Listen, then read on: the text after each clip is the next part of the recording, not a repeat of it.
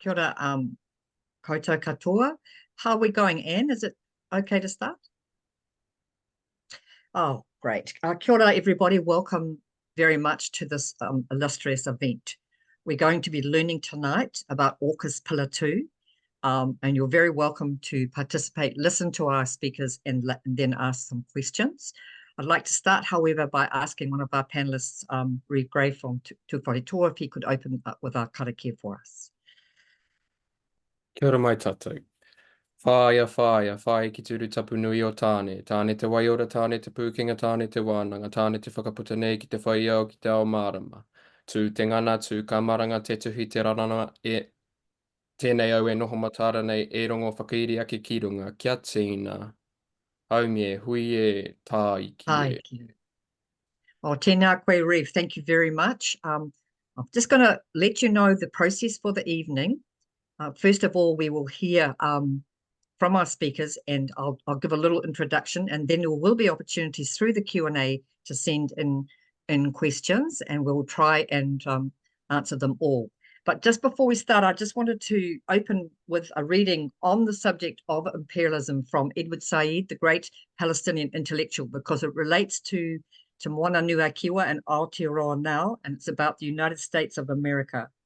Two central ideas clearly were held over from the past and still hold sway. One was the great power's right to safeguard its distant interests, even to the point of military invasion. The second was that lesser powers were lesser peoples with lesser rights, morals, and claims. So tonight, it's my great pleasure to discuss what that means in relation to AUKUS with our three wonderful panelists. I'd first like to acknowledge you, Reeve Gray from Ngāti Tuwharetoa, who is a scholar and researcher for Te Kuaka, and who has a lot of knowledge and interest in the issue of Māori perspectives on foreign policy. I'd also like to welcome Marco de Jong of Samoan descent, who's a Pacific researcher and is leading the some of the research, but also some of the fight on the impact of AUKUS in our country and its potential if government should adopt it. And thirdly, I'd like to welcome Nicky Haga. Nicky doesn't really need much introduction, but so I would simply describe him as the greatest investigative journalist of my generation in Aotearoa. So welcome all three of you. It's really wonderful to be here with you and to hear your perspectives.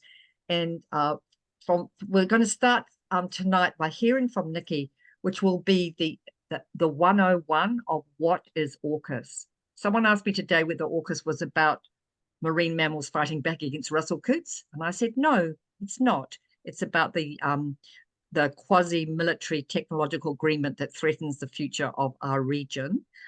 So I'd really like to just hand over to Nicky. So Nicky, if you'd like to introduce yourself more and take your time and give us your view of the basics around AUKUS, that would be very welcome. Great. Kia ora tātou. I'm just blown away that so many people want to talk about AUKUS, and happy to do my role of doing this sort of very basic introduction. And I think a basic introduction is justified because my experience of talking about AUKUS with people around the country is that the vast majority of people still haven't heard of it and have no idea what's going on. And so it would be presumptuous to dive into the nitty-gritty without talking about the basic structure of what's going on. So that's what I'm going to try to do for you today in about 10 minutes. So I'll get into it. So AUKUS, apart from, for any linguist being a totally revolting word, it's a strange beast, which I'll try to explain to you because it's not a normal military alliance, but it's having great implications for us as a country. So AUKUS sprung into life a couple of years ago with a new idea that there would be an alliance between Australia, the A of AUKUS, the UK, the UK of AUKUS, and the US, which is the United States, a three-country alliance. And from the beginning, it was abundantly clear that what was going on there was an attempt to form or to strengthen an alliance to confront and potentially fight against China. And so that's probably the most important thing to say at the beginning. is, because this is necessarily what you've heard, is that AUKUS, the whole rationale for forming a new thing called AUKUS is about confrontation with China in our region. Now it might seem that that's a strange thing to say if you've been following the news, because if you look at what the politicians say in New Zealand about AUKUS and the announcements about it and read the official papers on it, you might be forgiven for thinking that AUKUS is about some kind of interesting high-tech technology sharing between the different nations, because that's what they talk about. In fact, you can run through nearly everything that has been spoken about this subject in New Zealand, and there's a complete absence of confrontation with China or war with China. And so the first thing I would say about it is that this is not happening in the other countries involved. This is a special compliment to New Zealanders, that they don't trust that New Zealanders will support military alignment, which is about possibly starting war with our largest trading partner, but more to the point, a close neighbor full of people who don't want a war either. So what it means is we have a very unusual issue where there's two sides are fighting to the extent that the issue has kicked off. One side is saying this is a fantastic opportunity to get technology from it, which we would need, and there's all kinds of new things like AI and drones that we really would like to be involved in because it make us a modern nation in our military and things. One side is saying that, and the other side is saying we don't want to be involved in war with China. And so there's this battle going on, essentially for who's going to frame the issue. And the public, I would say, has barely got going on this yet, because the AUKUS, which is officially talked about, sounds so innocuous and boring that nobody even needs to engage with it, which I would argue is a strategy of trying to avoid engagement and concern about it, of making it sound like some kind of, as I said, military technology exchange, which probably goes on anyway, and there seems to be nothing new, etc. Now, I mentioned that it's an unusual kind of alliance. Normally, with a military alliance for a confrontation with China, you'd have a meeting of some of the nations, and they would draw up a treaty between them saying, we will work together in our collective self-defense and for our collective security. But nothing like that happened with AUKUS. It's a most unusual beast. What actually happened was that there was an announcement for Australia to buy some nuclear submarines off the United States for $268 billion, which is a figure that you just got to go away and think about in a quiet place because it is so incredibly large for a small number of submarines. And what hung behind this Australian government out of the blue, with no warning, with no public debate, suddenly announcing it was going to buy nuclear-powered submarines for the United States and Britain. Suddenly immediately this was being structured as being nuclear submarines against China. And so the first three members of this grouping, Australia, US, and Britain, were quite clear about why they were sharing the technology. It was about having nuclear submarines to confront China in the Pacific Ocean, in the South China Sea. So that's one side of what's going on. And that seemed kind of like a madness going on in Australia. And in fact, it's very strange politics for Australia, because the rest of the politics in Australia at the moment is about the current government saying it will not get nuclear power, and the Liberal Party saying they will get nuclear power. And so the current Labor government of Australia is taking a very strong stand and getting widespread public opinion on not having nuclear power, but they're also the ones who bought the nuclear submarines, which is just bizarre. One moment, please.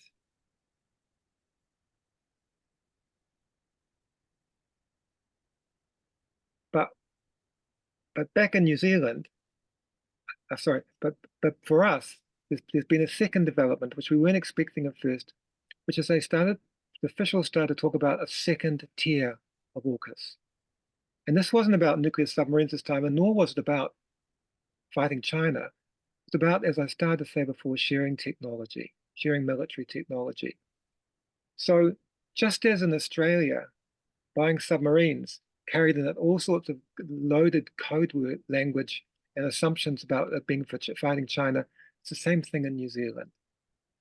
If you want to understand what the Americans actually think of AUKUS, go and read what they're saying in the Congress and the Senate. And what they talk about there is that they are urgently assembling like-minded nations under agreements like AUKUS to get ready for possible war with China over Taiwan. So in the United States government, they're very clear about what's going on. In New Zealand, as I said, the officials write things even for the government, which make it, as I said, sound like it's something to do with getting technology. So that is the part of the battleground that we're on.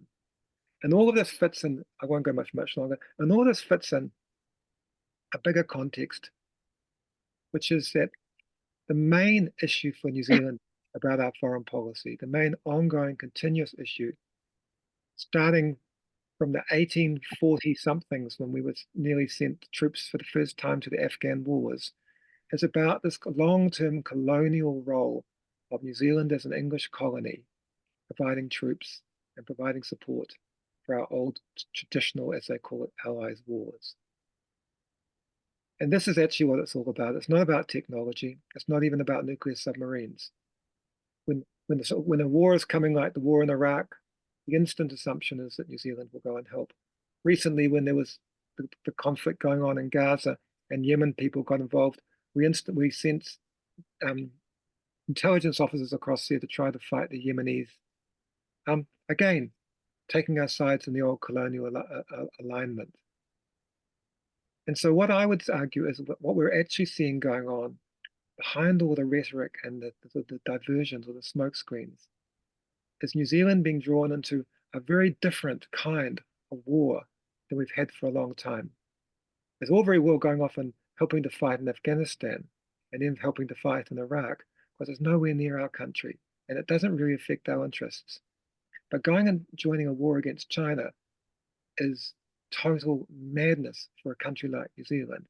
And that's why it's had to be approached with this kind of public relations stealth, which I've been talking about. But at the bottom of it is the assumption that where Australia goes and where the US goes and where Britain goes, New Zealand will go too. And that is the question. That's the question anyone who's interested in AUKUS should ask themselves about. Do you agree with that? Is that the world we live in now? And I think I'll stop there because I'll probably use my 10 minutes. Thanks very much.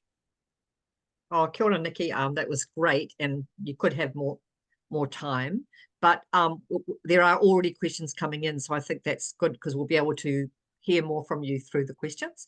So that's great. I'd now like to ask Marco if you could talk to us, Marco, about the implications for Aotearoa should we join AUKUS, and especially in terms of defence and diplomacy, what that means for us. Thank you, Marco. Kia ora, Catherine. Kia ora koutou. Malolo sufu mo, marolangi ma. It's a pleasure to be with you here today and to hear from Nikki about what AUKUS is. I suppose my job then is to look at a bit more into Pillar 2, potentially why the government is interested. And then maybe later we can talk about what moves they've made towards involvement. The initial comments about the implications for New Zealand were we to join AUKUS. I'd just like to start by saying that the likely costs and obligations of involvement in AUKUS make this a generational foreign policy decision. It engages all aspects of our defence, diplomacy, and national security. It's so important because it could largely determine New Zealand's approach to the increasing geostrategic competition that we're seeing in the Pacific. And by that, I mean, this impacts who our friends and enemies are, who we trade with, the shape and priorities of our military, where our aid spend goes, our support for Pacific priorities like climate action or the South Pacific Nuclear Free Zone, what uses our intelligence that our spies collect goes to, and most importantly, as Nikki says, if there are further global conflicts, potentially even in the Pacific, involvement could influence whether we fight. And if you've heard me speak, you'll know that my suggestion is that New Zealand involvement in AUKUS Pillar 2 would signal a turn away from a previous commitment to an independent, nuclear-free, Pacific-led foreign policy. And my contention is that this is not in New Zealand's interests. As it stands, with New Zealand outside of the alliance, or Trilateral Security Pact, as it's framed, AUKUS has three implications for New Zealand. The first is that AUKUS commits our closest ally, Australia, to US-led military competition with China and the production of nuclear submarines. In turn, this puts pressure on New Zealand to follow AUKUS in designating China as a threat and increase our military spending in ways that are interoperable with the alliance. And that word interoperability comes up a lot. You could turn to Nikki for an in-depth engagement, but it's to do with structuring the systems and equipment of your military to have a seamless interaction with your partners. So if we have a battalion, it has the same procedures, uses the same equipment, shares the same information, tactics with allies, and it draws us more closely into those alliances. And if we're the junior partner in them, and this is my kind of next point, and if we follow those prescriptions to follow the threat assessment of China and increase military spending towards interoperability, this has a chance to significantly impact our ability to maintain an independent foreign policy. The second implication is that AUKUS sets a nuclear proliferation precedent by exploiting loopholes in the Nuclear Non-Proliferation Treaty to do with the nuclear propulsion, the submarine transfer as it's known, and the Treaty of Rarotonga. Australia, a non-nuclear weapon state, is set to receive highly enriched or weapons-grade fissile material through AUKUS Pillar 1, which is the submarines. And then under Pillar 2 and the broader interoperability that AUKUS involves, it's set to host nuclear-capable bombers and submarines. Given the close defence relationship that Aotearoa has with Australia, this has implications for our own non-nuclear security. And everyone on this call will likely know that we have domestic legislation, and we ourselves are a signatory to the Treaty on the Prohibition of Nuclear Weapons and the Treaty of Rarotonga. So I can speak a bit more about that later.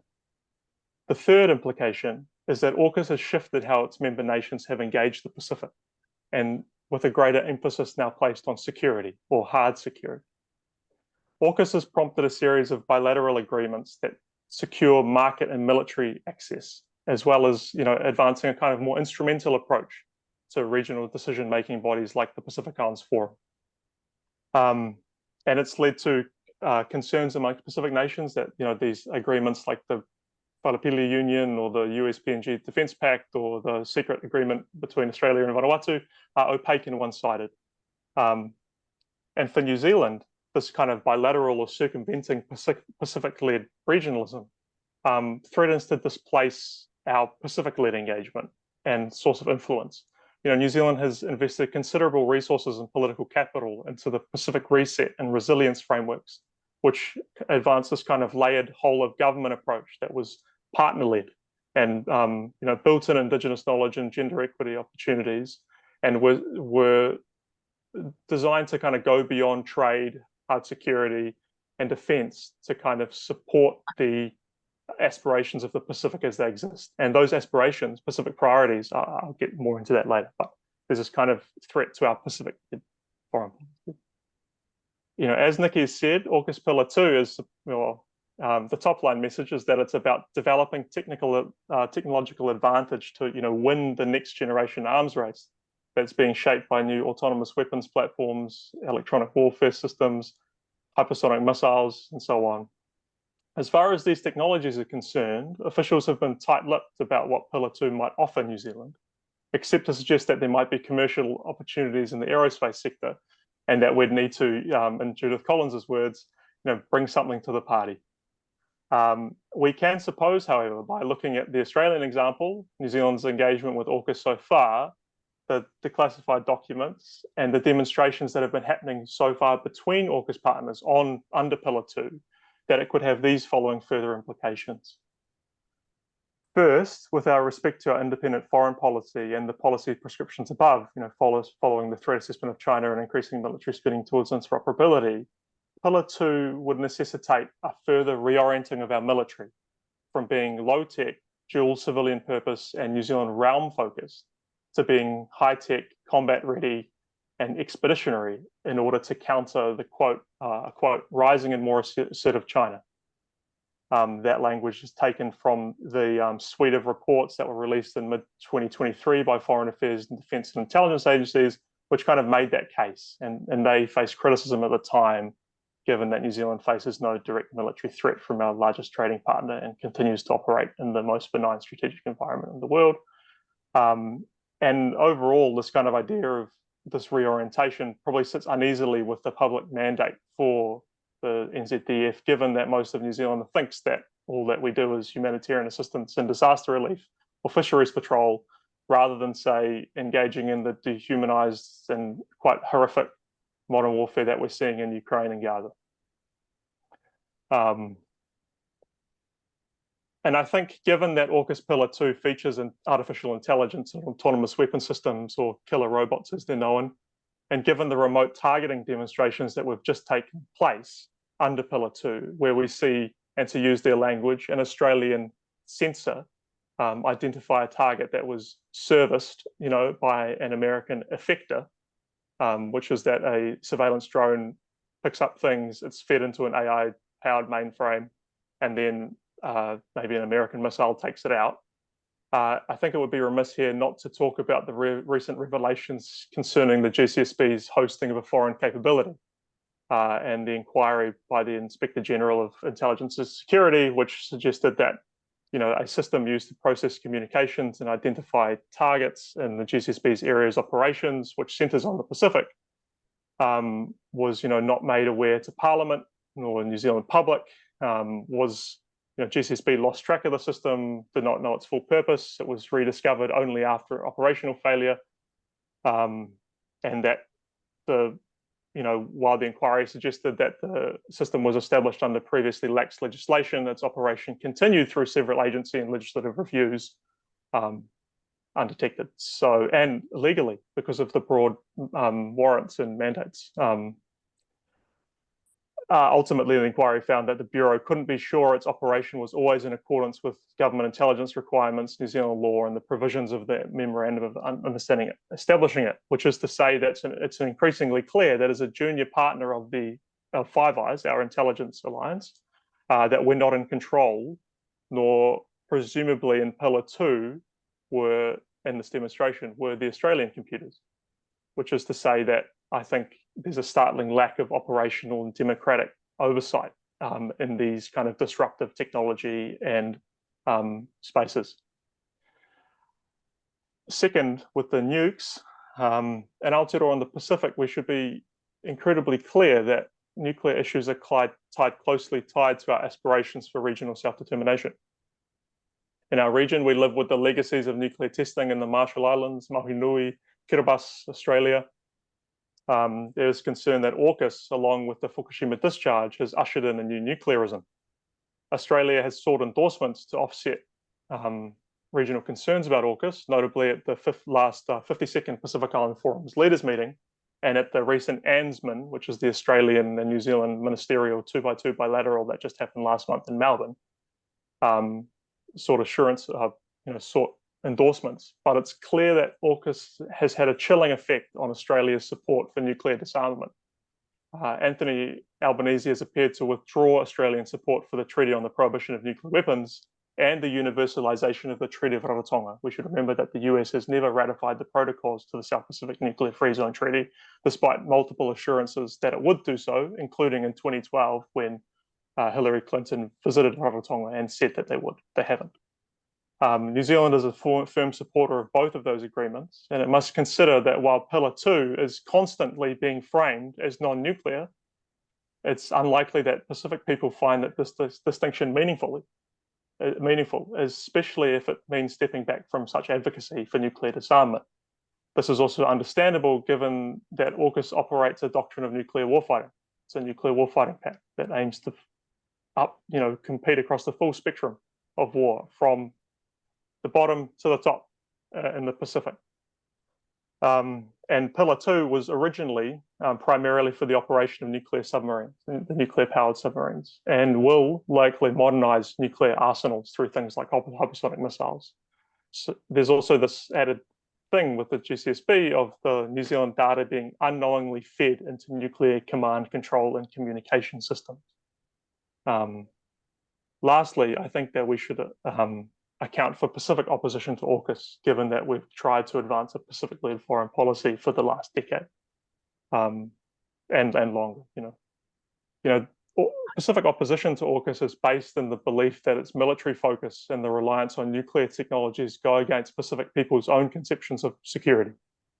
Pacific nations are clear that climate change remains the single greatest threat, so quote, the single greatest threat to the livelihood, security, and well-beings of the people of the Pacific, and that genuine security can only be achieved through climate action and people-centered development, provided through Pacific-led, family-first regional architecture. They've called for a stop to the militarization of the Pacific and a united ocean of peace. This alternative security vision is clearly articulated in the Pacific Islands Forum's Hawaiian Pikitawa declarations and the 2050 strategy for a blue Pacific continent, and it's fundamentally incompatible with AUKUS. We should note that Pacific nations found out at the same time as all of us did about AUKUS when it was announced by media, and it advances a vision of the Indo-Pacific that's securitized and superimposed onto the region. It doesn't align with Pacific priorities. Pacific people are quite quick to point out also that Australia can somehow find money to commit upwards of, Australian, 368 billion to potentially 8 nuclear submarines, but somehow find it, incapable of finding similar sums to finance, say, a transition away from fossil fuels or their fair share of climate finance and overseas aid. So ultimately, I think New Zealand and AUKUS involvement in AUKUS in any form, and we should note that in a way, even if we don't join AUKUS, we are a part of it, or are interoperable with it. Must be weighed against other interests and forms of international influence, but especially in the Pacific. And my big concern is that over the past year, and as part of this kind of agenda setting exercise, part of engagement towards AUKUS, is that New Zealand unelected officials have sought to manage down our commitments to an independent, nuclear-free and Pacific-led foreign policy, in order to build the case. That approach has been the mainstay of New Zealand's diplomacy since the 1980s. It's built off our anti-nuclear policy, and it functions both as an expression of our place in and of the Pacific and our success in hedging superpower competition to foster new relationships following our suspension from ANZUS. My own kind of interest as a Pacific historian is how this long-standing approach broadly aligns with and amplifies, this expanded Pacific conception of security, which I believe holds much more promise for New Zealand, and to lean into that and build power outside of the Anglosphere, outside of Five Eyes, I think is a much more attractive proposition. So I think I'll leave it there. I have more to say, potentially, if questions arise on, say, the capabilities, on the documents. We can look at the language. We can talk more about particular Pacific oppositions or some Pacific leaders that have expressed support for AUKUS, for example. There's a lot more to talk about, but this was simply this is a 101 session, so I didn't want to assume any knowledge. But so I'll leave it there. Whawhatai te lava. Kia ora, Marco. I think it's fair to say that was extremely informative in a terrifying way. And there is a lot more to know. And we've had about 15 great questions come in, but I'll hold the questions while we finish the kōrero and then we'll start. And I urge our speakers to take your time in answering questions any way you wish to and unpack more, because there is, as you say, a lot to know. So I'd like to now go to you, Reeve. Your research, your interest and your views around an alternative vision for foreign policy for Aotearoa from a tangata whenua perspective would be very welcome. To expand on how Marco just described a Pacific view, Te Moana Nui Kiwa view, that we can have our own worldview and not buy into what is a pretty terrifying hegemonic militaristic future. Kia ora, Reeve. Kia ora, Catherine. O tira, kia ora mai kia koutou e whakarongo mai ana ko ai tēnei he uri tēnei no Ngāti Tūwharetua, Ngāti Porou, Ngāti Raukawa no Hoki, ko Reeve, great talking ingoa.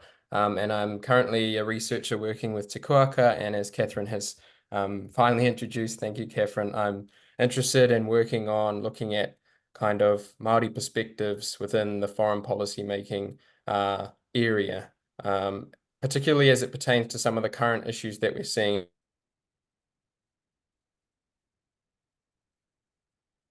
Missing anything I say with the fact that I don't necessarily represent a kind of broad representative view of Māori when it comes to these things. Obviously because I'm just one researcher, but also there's a sort of more core problem here. And Nikki's already sort of alluded to it. The Māori perspective, in fact, the public perspective on things like this is quite elusive because it's kept quite obscure. The debate is kept, there's no sort of major forums for not only the public to engage with these kinds of things, but also Māori. Māori perspectives and Māori perspectives on domestic policy issues are marginalized nonetheless when it comes to sort of foreign policy things. And I'm still just getting my head wrapped around something like AUKUS and the language that's being used. But probably more core than even that, and why a sort of Māori perspective is somewhat elusive and hard to offer up sometimes, is because for as long as the foreign policy agenda of the New Zealand settler colonial government has been active, there has not existed on the world stage yet a fully self-determined Māori foreign policy, for lack of a better term. And so turning to what we do know is about turning to our tirohanga, our perspective, and how we exhibit that in the things we do domestically. But speaking about a New Zealand foreign policy, a Māori foreign policy that's exhibited is quite hard when the foreign policy that is exhibited rests upon an authority which is given assuming that Māori ceded sovereignty to the Crown and that they are able to represent on the world stage as the unitary voice of New Zealand, which of course isn't the case. Māori never ceded. So just to premise anything I say or my kōrero with that what I'm drawing from is not necessarily a live and formally actioned Māori foreign policy, because that hasn't found room. It's been marginalized and pushed out. All that aside, I think when I sort of started learning about this issue, I instantly wanted to apply a different set of frameworks that possibly speak to a more Māori perspective or more Māori way of thinking about this issue and our engagement with this issue. Nikki sort of highlighted that what you'll hear about is around protection and intelligence and all these flash words, when really it's about us following suit with the nations that we've traditionally been friends with or been friendly with. And it's no coincidence that those nations are all nations that rest their sovereignty through the perpetuation of violence on Indigenous peoples. And that's the club that we've been a part of, and this is the latest iteration and possibly maintaining our status as part of that club. And that's sort of, I guess, when it comes to how the debate is out there and even how policymakers see it within New Zealand, those are the questions asked, and other alternative ways of thinking about the issue. So Marco's already alluded to some more specific ideas of regional security. You know, as Māori, if we're talking about the Pacific, we hold a special place hold a special authority when it comes to talking about somewhere we effectively descend from. And that's sort of maybe one of the kind of frameworks I wanted to offer up tonight, was we can position this current AUKUS issue and all its details and things within the paradigm of whakapapa, and consider you know, the implications of it and what happens going forward through whakapapa. And when we do that, if we think about the fact that Marco talks about this AUKUS deal in its simplest form being a war-making pact that you know, risks the Pacific becoming a sacrifice zone in more ways than one. And if we think of it like that, you know, at home, we do our best and are continuously struggling to protect our wāhi tapu, our taiao, our moana. And so under that same paradigm, I think, and accounting for the fact that we whakapapa again, you know, Te Moana Nui a Kiwa is a wāhi tapu to us. It's something that we talk about all the time. Every day you'll be going to hui and we talk about, and we have kōrero that is descended from that place. And so it's a place that we strive and have special responsibilities towards. Not only that, our whanaunga in the Pacific hold an important place in our heart too. And when you consider those as the priorities, it seems very silly that we would instead prioritize connections or relationships with nations that traditionally haven't done anything good for our livelihoods as Māori, let alone our livelihoods across the Pacific, especially when we think about the climate crisis. And so I don't necessarily have the kind of way forward, but I know that our considerations as Māori, and if those considerations are held with their full authority, would include things like that. Our whakapapa asking those sorts of questions, and inevitably would bring us to completely different conclusions around even the prospect or possibility of joining a deal like this. It wouldn't be on the cards. It wouldn't as soon as you know it's known that this is actually about kind of a war games kind of situation where no one is taking into consideration the whakapapa or whanaungatanga value of those things across the Pacific. This is not something that I think Māori would be on board with. But yeah, that's my perspective coming from a different way of thinking about this issue and hopefully applying those sorts of frameworks to thinking about all the issues and all the engagements that New Zealand has on the world stage, which unfortunately we have yet to see be completely instigated, but I have hopes. So yeah. Kia ora. I actually found that really inspiring. It may not be that you're speaking for everything or everybody across Tangata Whenua Reef, but how refreshing to hear that voice. So thank you very much. And I know that that it would have been great for the listeners as well. And we've got about 18 excellent questions. A lot of people are really wanting you guys to expand on what you said. So we'll start cracking on into those. And we've still got half an hour to do that at least. So that's great. So please do expand on these questions. I can take one, Catherine. I just been looking through them, and I saw a couple of them mention China, and the extent to which, say, in the Pacific, we should be concerned about Chinese influence. Yes. And I just want to, by way of explaining, kind of look a little bit at. I'll just see if I can share my screen, because I have the most recent document here. Okay. Sorry. Yep. Is this working? Here we go. Yep. Is that? Sorry, I'm really bad at that. Okay, so just looking at this is the brief informing the ANZMAN 2x2 bilateral, and it's the most up-to-date and first joint agency briefing provided to the new government.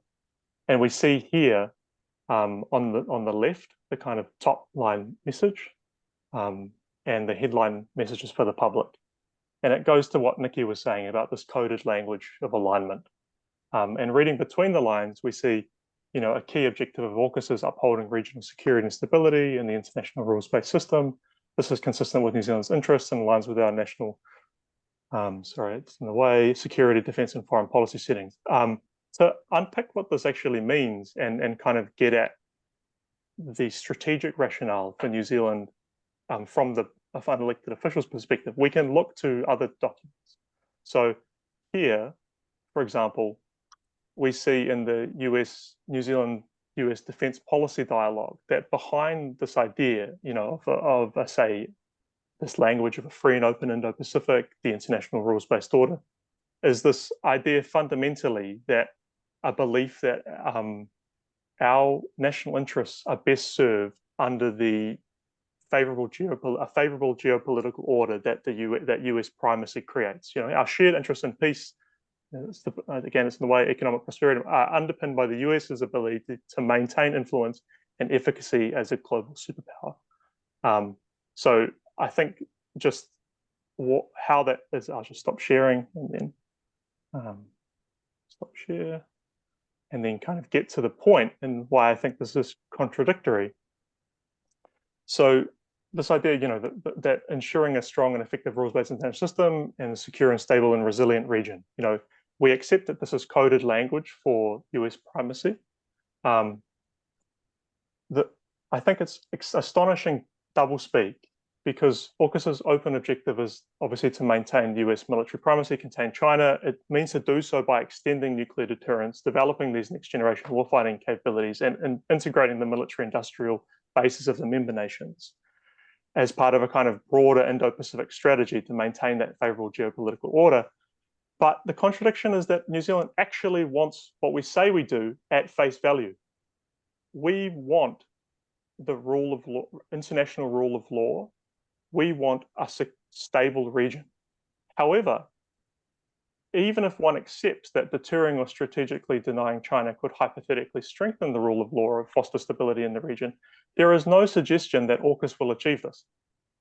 Moreover, and crucially for us, it will not achieve any of those good things, the latter good things, stability or the rule of international law, independently of the former.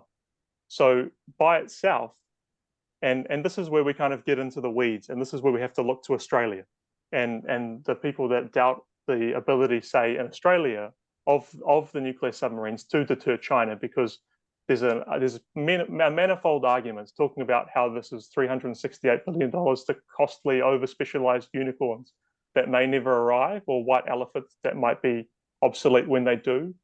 And this broader question about what that capability, a nuclear submarine, would mean for Australia's defence policy and strategic orientation as a middle power seeking security in Asia.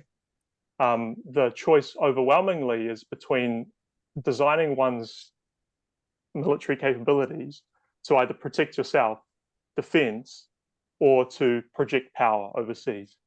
And I think, with going back to what I was saying earlier about the Pacific, it's not clear that AUKUS is a credible strategy for deterring China, even if you think it's a threat.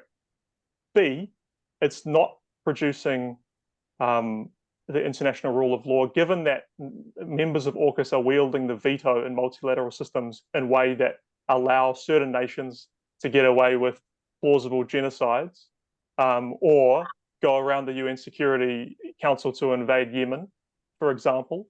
And that is a huge threat to the international rules-based system, as is the assumption that somehow that this would all be fine under Trump.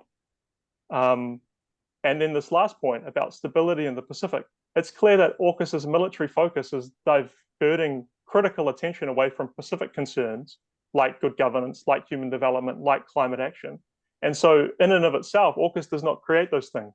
So I think for those that are concerned with Chinese influence and the ability of, say, China to grow influence in the Pacific by exploiting vulnerabilities in the Pacific and Pacific societies, they should look very closely at what AUKUS is actually providing, which is money to subsidize the military-industrial base of the Anglosphere to no benefit of New Zealand or Australia, and with no necessarily security guarantee that, say, there were to be a war in China, that it wouldn't simply be us fighting it on behalf of the United States, while they focus on the defense of the continental United States and strategically withdraw.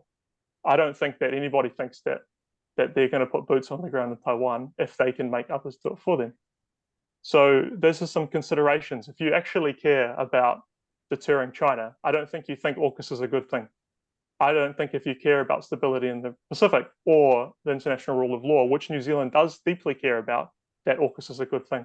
So that is why I think there's a massive contradiction sitting at the heart of New Zealand's support for AUKUS and at face value, and its deeper hidden objective. So that's kind of, if I were to talk more about China. Kia ora, Marco. I wondered whether Reeve or Nikki, you'd like to say something about this. Is there a group of questions which Marco is addressing, but I just want around, what do we actually have to fear from China? Is AUKUS relevant to protecting us from this alleged Chinese threat in the Pacific? Do either of you want to comment? Reeve, would you like to go first? Yeah, maybe just briefly, like in terms of the arguments around protection and things like that, my mind can't help but think about all the other sort of things that for us as Hapori Māori or whānau Māori, I can't help but think about all the other things that have already been allowed to come through, and in terms of a sense of protection for our taonga and things like that, I think this would be, if anything, at the very ends of the threats that they're sort of talking about. I think there's other threats to be focused on. Marco's already talked about the threat of climate change, and the sort of already major players, both government and corporate, who are making their way across our whenua and things like that. And there doesn't seem to be the same sort of hang-ups about that, despite Māori making huge and continuous calls against those kinds of things. So I don't know that some of those protections from, I guess, quote unquote, intelligence kind of risks and things are as pertinent to us as, I mean, I'm not saying that we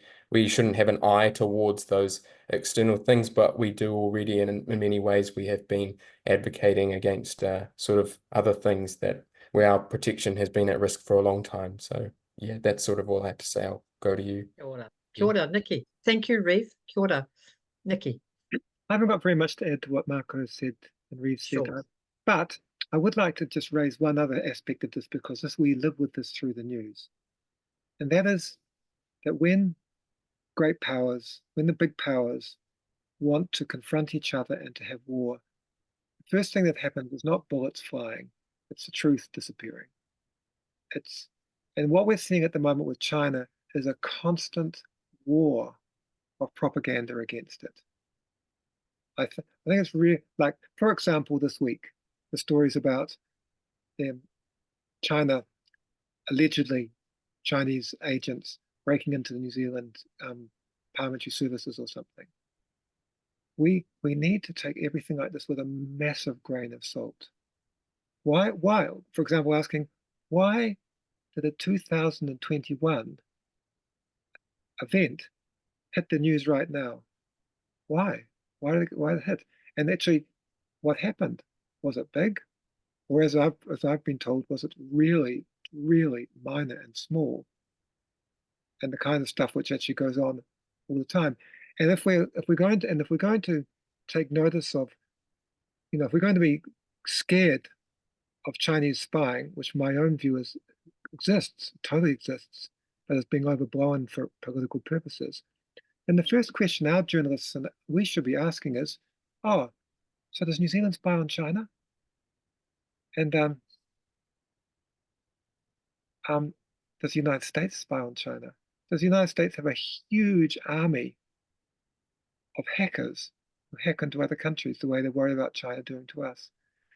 Because my belief is that the first thing that goes down the drain when you belong to an alliance is your sense of balance and fairness and international law, international issues. Because if it's wrong to spy on people, it's wrong for us to do the same thing. It's wrong for the United States to do the same thing. And so what I'm getting at is that I would urge people who are listening that when you hear what will be a continuing series of stories of the China threat and the audacity of the Chinese and the breaking of international law by the Chinese and so on, I urge great skepticism, because it's happened over and over again that when great powers are threatening each other or confronting each other, the propaganda begins. That's what I'll say. Oh, kia ora. Thank you very much, Nikki. There's been a lot of questions. Well, Māori actually, Ledbetter asked a great question, which you've actually addressed, which is, was there much evidence of this, or was it a bit of a beat up? But there are a number of questions here about, is one of the questions being that rather than AUKUS being preparing for war, could it be seen as setting up a military stalemate to prevent a war? So I'd be interested on whether anyone wants to comment on that. Does this theory of stalemate hold any water for you? Any of you? I'll be happy to speak up on that. There you go. The United States military is bigger than many of the militaries in the rest of the world put together. It is absolutely enormous. They have aircraft carrier groups in different parts of the world. There are some parts of the world, like the Persian Gulf, which are like United States property, and they're ruled by those aircraft carriers and jet planes and spy planes and drones and things. It is completely ridiculous to suggest that there is not There is not enough weapons in the world at the moment to stop war. And in fact, what our experience is, that is when countries start building up their weapons, and then building up the weapons because the other side is building up their weapons, that is a dynamic which most often, in fact nearly always, is the one that leads to war. Kia ora, Nikki. I think it would be interesting to also talk about some of the things that we have been sold in this country, and there's a question about Rocket Lab, and does that in your minds relate to a similar type of military arrangement? Is that what's behind Rocket Lab? I think we should be clear about a couple of things about Rocket Lab. One is that it's predominantly a US company now in its operations. Two is that its primary client is the US military. I think that the OIAs that I've sent have returned a kind of very proactive attempt by the government. They released this paper in August of last year, I believe, called AUKUS Pillar 2 Opportunities for New Zealand Industry. And it made the business case focused on the tech sector and the aerospace sector. If you were on social media yesterday, you may have seen that Rocket Lab hosted a big glitzy event yesterday for the announcement of the space prizes. And if you look at Judith Collins's portfolios, you'll see that she has space, GCSB, science and innovation, defence, as well as her justice portfolio. So she really has the AUKUS Pillar 2 mix, as it were. So I think it's part of it, because if you go back to her earlier comments about what New Zealand can, quote, bring to the table, and Rocket Lab have already, I think, been trialing some hypersonic stuff, as well as we don't know the precise use of some of the military payloads that they equip, as well as, satellite warfare and things like that.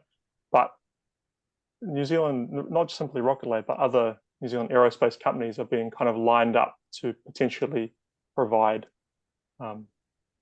New Zealand's kind of lolly cake or packet of Tim Tams or whatever it is. I think that it's kind of it's the thing that concerns me is that we're kind of being tech broed into a broader military alliance. So a few people can create some types of jobs, which I don't think are good. One, they're not good jobs if you ask unions. It's not good research if you ask universities.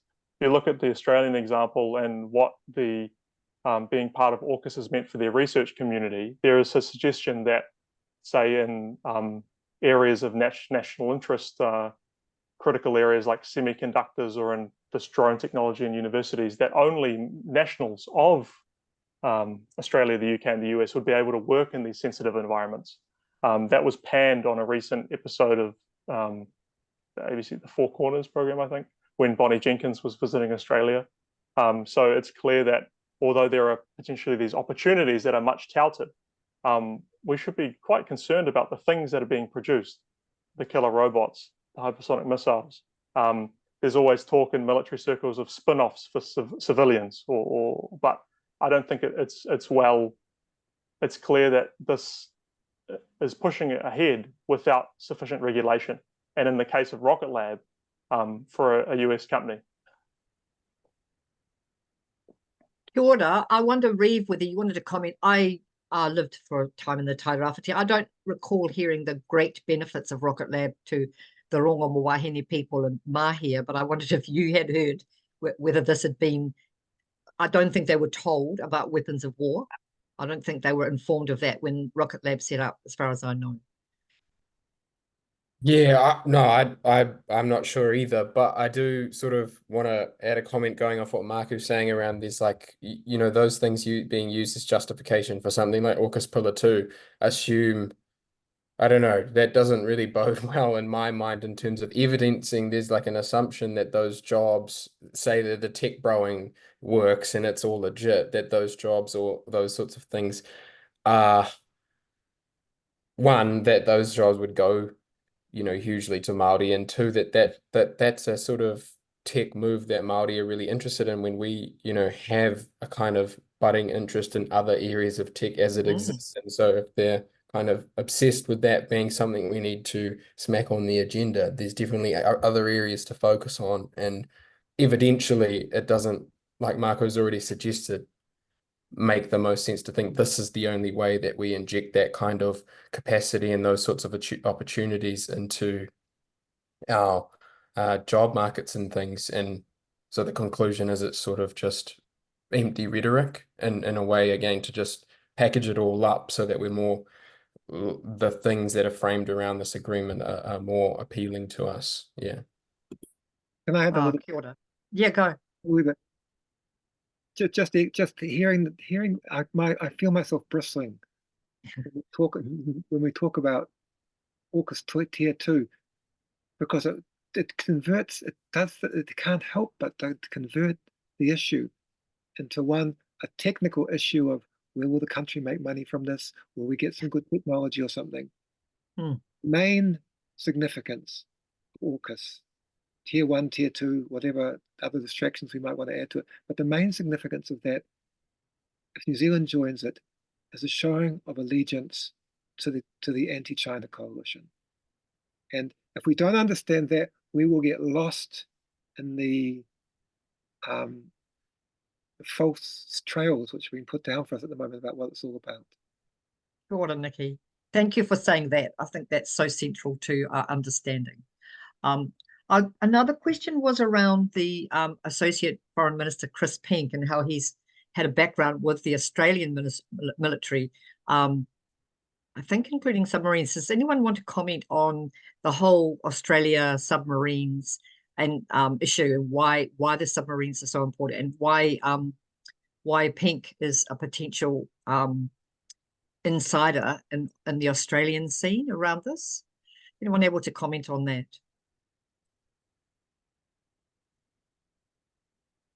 I will if no one else wants to. I have a feeling that the stuff to do with Chris Pink might be putting 2 and 2 together and getting 10 actually. It doesn't feel like a very strong argument to me, to be honest. Kia ora, thank you. Unless anyone else wants to comment. I'd just like to highlight just some of the conservative criticism of AUKUS. From following this issue for a couple of years, I think that there's a feeling on the political right that fears AUKUS under Trump. This is in New Zealand. Fears AUKUS under Trump. 2, doesn't necessarily think that New Zealand achieved much by going to Afghanistan, and don't think that we achieved anything by going to Iraq, and that our conduct in fighting other people's wars isn't necessarily the greatest. And lastly, it's this point about trading with China. And I just like to answer another question on here, which is about what official statements have been released about by AUKUS, by China on AUKUS. I think when the ANZMAN talk was, when ANZMAN happened, and then subsequently, there's been a couple of statements. So every time New Zealand kind of warms up to the idea, there's a kind of an official statement released by China, which talks about how AUKUS has a Cold War mentality and is foisting this on other players and forcing them to pick sides, for example. And then this other kind of thing, which is in state newspapers, they kind of acknowledge that they know that they have a kind of commanding hold over our trade, and specifically with regard to milk powder. So amongst AUKUS boosters, there's this kind of argument that plays out that China wouldn't do anything because they already think that we're part of the gang. But I don't necessarily agree with that one. And I think that if to keep New Zealand out, they could, for example, unilaterally cut off our trade. And we saw that with Australia with the wine, a series of trade wars that would potentially be crippling for New Zealand. And even in this kind of thing that happened yesterday, where New Zealand Milk Toast kind of called the ambassador and released a public statement, but didn't go as far as the US and the UK and calling for sanctions, for example, we see that there's acknowledgement here too, that we know that they have that power over us. So a couple of things there. How many people are attending? 200 in the chat, some more on Facebook. Yeah. Kia ora, Marco. Someone here is asking for clarification, which I think is an opportunity where they thought they heard Nikki saying that sometimes the media is framing AUKUS as just an extension of what we already have, implying it's a departure. So it's another one of the narratives. And they thought they heard Marco say that one way or other will be in a context of inoperability. And can you both expand on those comments, Nikki and Marco? I read that one, so I'll just quickly do it. Yeah, go. So when my comments about, we should understand that in a way that we're already part of AUKUS. We design our military to be interoperable with these partners, Australia as our closest ally. There was a discussion right at the start when Andrew Little announced New Zealand's potential involvement in AUKUS Pillar 2 in March of last year, where there was a discussion about, hey, wait a second, these technologies, why don't we already get these under Five Eyes? And then this other thing about, okay, our P8s put AI drones on the P8s. If you look at these demonstrations that are happening, that will likely happen, irrespective of whether we join AUKUS Pillar 2 or not, without a radical departure from our current foreign policy trajectory, because we're already a part of Five Eyes, because we're already a part of those things. So that was kind of my comment when Nikki's saying that, and this is definitely backed up in the documents, that one way of stressing that AUKUS is right for New Zealand is to stress the long-standing military cooperation that New Zealand has with these AUKUS nations, as if this is simply an extension of it, which I don't necessarily think. I think it's a great step up, personally. Just if we think about the tech involved, the implications broadly for all of our other relationships, and the one most importantly, as Nikki says, to be seen to be lining up with the Anglosphere against China and to the detriment of the other relationships that New Zealand could possibly be building, including in the Pacific. And in an emerging multipolar world order, even if you ask the most hard conservative hawk, they have serious doubts about the US's ability to actually contain China. So I think you don't need to rely on mine or Nikki's or Reeves' estimations about the credibility or viability of AUKUS. You can go to senior kind of establishment figures in Canberra and Washington that are skeptics too. So that's a. Can I put in the word, please? Yes. Not answering the question. I wanted to put in a positive word, actually. First of all, I put in two positive words. First of all, the reason why this has to be done with stealth in New Zealand is because it flies in the face of what New Zealanders believe they want for their country. And we should never forget that. We shouldn't think that what the foreign affairs people say somehow reflects what ordinary people feel about where we should stand in the world and what we should be doing. Number one. Number two, we can take great heart from the fact that AUKUS might not even work on Australia, that the submarine project is very much really wobbling at the moment. And if you want to take heart on the subject, look at the Australian media. They're more open there about the targeting China and all the rest of it. And there is a ferocious debate going on, like a debate which we haven't seen in New Zealand on a foreign policy thing for years. There's a really serious debate. Their Foreign Affairs magazine had a series of articles, the recent Foreign Affairs magazine, articles on AUKUS from retired diplomats, people like that, military people. Every single one of them was against AUKUS. This is a very interesting, vigorous time in Australia. All the more reason for us not to go mindlessly following them into things, but also to be aware, if we're caring about this, that there are a lot of allies and there are a lot of interesting arguments, and there's a lot of stuff going on in Australia, which means that AUKUS is far from a done deal. Kia ora, Nikki. I think that's great because we do need to talk about, not that I've seen a question on it yet, but we do need to talk about what are the really important strategies for resisting AUKUS in the political context here. So you've just described that it's not a done deal in Australia. And I wondered if any of you would want to comment on what you think are the best strategies for us now to resist AUKUS in this context. Obviously, knowing what it is. Maybe I can go first, and then Marco will have what I want to say. But for me,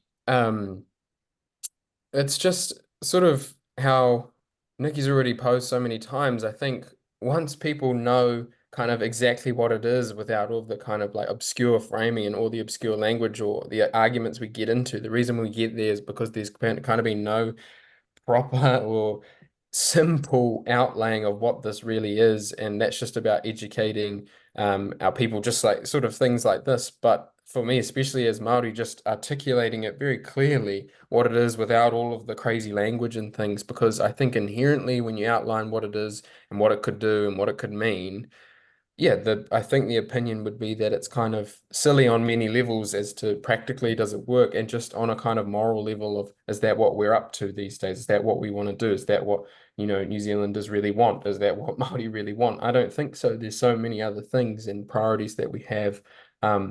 But just unfortunately, this has been, yeah, I guess as much as possible, there's been a strategy to go around that channel of just introducing it to the public in the sort of simple way. It's going around that and coming up with other ways to frame it, and conveniently, like Nikki has suggested, other issues have been highlighted at the same time this has been regarded. And yeah, that's just my sort of 2 cents on this. We just need to be able to know more about it and have more of a public discussion and forum on it from a point of the core, what does this actually mean and what does this actually represent, and from a kind of higher level, as opposed to all the kind of little details, which I know are inherently important at some point. But if we're making a decision as people who don't necessarily know much about those things, what are the core facts, the tenets of it, and going from there. Yeah. Kia ora, a bit like having a referendum on a document that no one knows anything about and has never been taught in history, eh, Reef? Maybe not the moment for that kind of ignorance. Thank you. There's another question which relates to this, Marco and Nikki, who might also like to expand, which is this a deliberate fear strategy to try and make our population think we must get closer to the United States, and we must weaken our ties with trading partners in the Pacific and Asia. Do you think that how do we resist a fear strategy around China? Reeve has given us a positive sense of that this is not necessarily what people will believe if they know it. But do you think that fear of China's strategy can undermine public education? Marco. I fear that to build an agenda for AUKUS, that xenophobia will be used, and that's not, any legitimate concern about CCP or any of that kind of thing. That, especially with regards to Asian Tawiwi in this country, that there will be a xenophobic strategy that will be to the detriment of them. That would be horrible.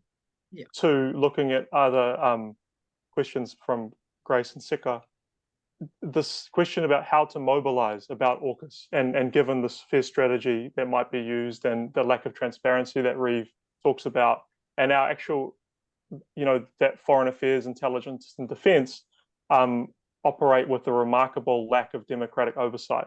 I think it's very difficult to influence these things, even from the public. If we look at the Palestine campaign, it's been happening for months and months and months to try and it made significant wins. Don't get me wrong with the calling for the ceasefire and raising public awareness, but that's been a huge effort, huge energy campaign that's happened for months and months and months, with very clear goals and a very clear thing that we're fighting. We can all see on our screens atrocities. We can all see very clearly the plausible genocidal tactics of the IDF, for example. It's much, much more difficult when things are structured in this way that's very obfuscatory, or they say these nice words that sound great. Oh, we're for prosperous, peaceful, secure, stable, resilient, any language, any formulation of that thing in the Pacific. It's very, very difficult, to maintain a high tempo public relations campaign to get people moving. We suggested the signing of this petition as one way to start. And I think that I think there's a couple of other potential avenues. One is that Chris Luxon has called for a continuing bipartisanship on foreign policy. So if we're able to move other political parties and hold them to account in that sense, that's good. Two, we can attack the business case for AUKUS by mobilizing unions and universities to resist the kind of sell about the Pillar 2 thing, even if Nikki doesn't like that we're even talking about the advanced text. But we can say that this is not what we want, that this is a bogus case, and actually there's a much bigger thing. The last one is if anybody can get John Key to call Federated Farmers and tell them that their farm gate milk prices are going to go through the floor. That's the other one. So I think, as I said before, there's actually a bipartisan critique of AUKUS, which is robust, and I think that we shouldn't seek necessarily for this to be purely a partisan issue. And I'm speaking as a progressive here. That there are people across the political divide that are proud of our nuclear. Remember our nuclear free stance is bipartisan, and if we look in those docs very clearly, they're saying the whole framing of it as a non-nuclear technology sharing agreement accounts for that fact. As Nikki was saying, the fact that it's strategically formulated not to mention China because New Zealanders don't want a war with China. Rightfully so. It would be catastrophic for everybody on the planet. Potentially existential civilization ending if it were to be nuclear. I think these are some of the things that we can do. We can shed light on it. We can think strategically about the types of people that need to be influenced. It's very difficult to get people marching in the streets, although I know a lot of people on this call would have been part of a robust peace movement and part of a movement for a nuclear-free and independent Pacific that returned New Zealand's nuclear-free policy. I just think at the moment, with all of these other attacks on Māori, on Takatapui, on everything, it's very difficult right now. I mean, they're taking away school lunches and trying to mine the conservation land. I think that it's difficult to talk about AUKUS, and I certainly haven't sought to impose this particular view as a priority on people that are being attacked and are victims of austerity and things like that. So that's just a couple of other little things about political strategy. Sure, Michael, thank you so much. Go, Nikki. I'd like to just offer a political perspective on this. A simple one.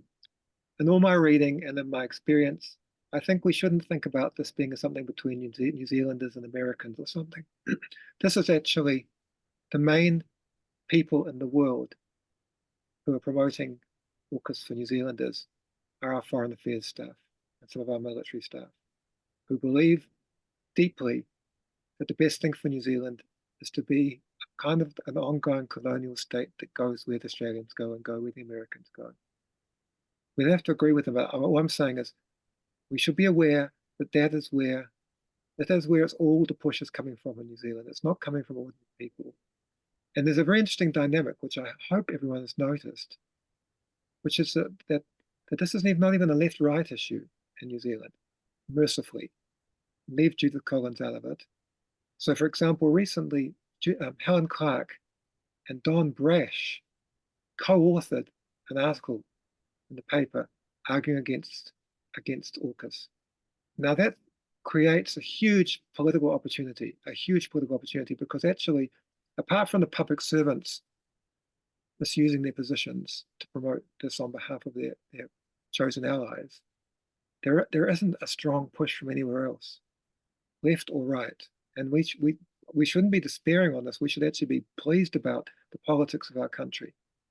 The final thing I would say is, the other thing I want to say is, I've got a question. I've got a question for Marco, and that is, if there are 400 people on this call, or there are 200 people who have left questions and so on, what do those people do if they'd like to do more?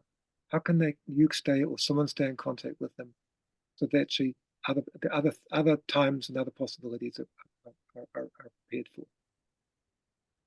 I think that one should have conversations, and I see a comment in here about these conversations and how undemocratic the operations of the current government are, and we are in a way trying to stop a cabinet paper going before a select committee, and they have a lot of those papers already to hand, and we don't know what the timeline is for this particular decision.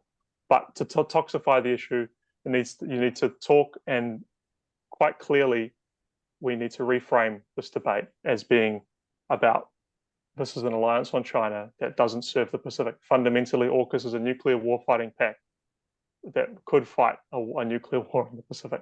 It's not what New Zealand wants. Second, I think we should attend AUKUS 201, the follow-up webinar to this, which will be announced in time, and AUKUS 301, because this clearly needs to be strategized some more. there's a Number petition 3. that you can sign that's been linked in the chat, that you'll get the emails that relate to these things if you sign that petition. Lastly, you should think about back to what was said. This is such a multifaceted issue. It impacts all manner of jobs, types of jobs, the Pacific, China, our society, the basis of the very core values that influence the basis of our foreign policy. So bringing those things out into the open, I think is really important. And I think challenging the secrecy around and the breadcrumbing that we see by officials, I think is very key too. So I don't think that we'll host a march just yet. There's nothing to march. There is something to march about, but there's nothing to tie a march to. But I think that momentum is definitely building. Certainly the heat in the debate is certainly building. I'm a bit disappointed. I wanted to march to Mahia and say, tell the truth about Rocket Lab, but hey, that may be later. Thank you so much, Marco. Nikki, did you want to add? But we are coming to the end of our time. No. And yeah, and I wanted to just give Reeve the last word. There were comments about, can we have a different foreign policy? What would, can Māori participate in AUKUS in terms of co-governance? Reeve, before you do, I'm happy not to. Yeah. You're happy not to comment? Sure. Okay. Yeah, if you want to, just go for it, because I don't care how late we go, but I'm sure there's rules somewhere. Reeve, if you wanted to comment, and then we're going to ask Reeve to close our hui, but please take on board what Marco and Nikki have said about the positive opportunity to make this issue visible and understand how it has the potential to be a unifying, bipartisan, independent national perspective rather than an impossible cause, because it's not. Kia ora, Reeve. Kia ora. Sorry, Catherine, which partai did you in particular were you? Well, somebody talking about AUKUS and co-governance. I don't really put the two together in my mind. I don't know if you've got any thoughts. Well, I think just sort of leaning on what I sort of started with, and what we've sort of moved into here is around just increasing the transparency of how these things go, and sort of for people to understand that I know we talked about, Marco sort of touched on around how this comes at a time for our whānau and for Māori, where so much other things are of key importance and are under attack. But the way that I would sort of see it is, as part of any momentum towards AUKUS or a favourable view of AUKUS, to me only suggests a representation, or as part of that broader agenda that we're seeing at home, the attack on us, the attack on Te Tiriti, all of those things are the protective aspects that would shield us from some kind of engagement.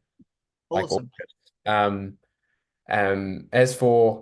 As for co-governance, it's hard to even have a conversation. Like I've said, it's hard to have a conversation about the possibilities of that when we're just so marginalized out of these discussions and debates, whether that be through the lack of information we have and just through the active strategies that are used to keep us out. Because I think it would be known if we were to, engage in this kind of debate, I runga I te tiriti, or I runga I o tātou mana motuhake, or things like that. It would just be a completely different direction, or it wouldn't even be regarded in similar ways or in the same sorts of languages. So there's both a sort of procedural justice element and an outcomes justice element for both levels. But yeah, is that me? Are we closing off, Catherine? I'll just thank you very much. Before you close off, I'm just going to mention there are a couple of things in the Q&A where there's highlighting some opportunities to learn more. There's a forum on April 18 in Wellington with Helen Clark, Bob Carr, and Inele Sopoanga from Tuvalu. That seems to be being organised by Labour. But also that, please do take the opportunity to make sure you sign the petition so that you can come to the next forums, because then if we are armed with information, we can go out and tell our communities and constituencies that we're all part of, because these issues, there's a lot going on, but these issues are interconnected. And I think that's what our panelists have made clear tonight, that they are interconnected with our traditions of peace and nuclear free. They're interconnected with Te Tiriti o Waitangi and treaty justice in Aotearoa. They're interconnected with with our communities in so many ways, and that we do have the possibility in this country of saying no to AUKUS. So please do participate in the petition so that you continue learning from these excellent people. I just want to thank you three very much. To me, it's every time I hear Marco speak, I always learn more and more. And it's just, there's so much to learn.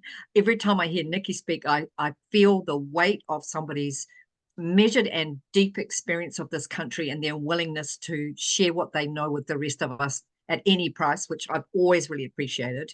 And Reeve, I found your kōrero just really helpful and inspiring. And as an older person, I look to you and your generation and think, that, when we have Tino Rangatiratanga fully realized and you and your friends are running the country, it's all going to be a whole lot better, and we're going to have an amazing relationship with Te Moana Nui a Kiwa. So, let's stay with the possibilities of what ordinary people, not military elites and MFAT officials, think should happen. Kia ora, everybody. Thank you to all of you, and also special thanks to Action Stations for hosting this event, and for your technical support for this event, and for your sustained role, Action Stations, in bringing platform together so that we can continue to learn and share with each other and be inspired by each other. So thank you, Action Stations. Kia ora, Reef. Kia ora mai tātou. Unuhia ka te urutapu nui kia wātea kia wāma te ngākau te tinana te wairoa I te arataka koe ara e rongo whakairi ake ki runga kia tīna. Uie. Yeah. Thank you, everybody. Kia ora. The crew can stay online for debrief, but thank you, everybody else.